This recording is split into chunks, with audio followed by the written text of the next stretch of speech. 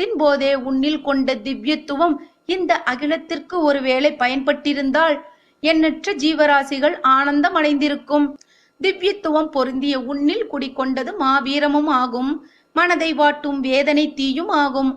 ஆனால் நீ உன் மனதை பொது நலத்திற்கு அர்ப்பணிக்கவில்லை. அதர்மத்தின் மறுவுருவான துரியனிடம் உன்னை சமர்ப்பித்தாய். ஆணவம் கொண்ட அவன் காட்டிய வழியில் நடக்கத் துவங்கினாய். சற்றே உன்னிலேயே எண்ணிப்பார். வாழ்வில் அதர்மத்தின் தரப்பில் உனதாக்கினாய். அன்று பாஞ்சாலி துகிலுரிய படுகையில் அவள் மானம் காக்கத் தவறினாய். உன்னுடைய தாயின் வேதனையை அறிய தவறிவிட்டாய்.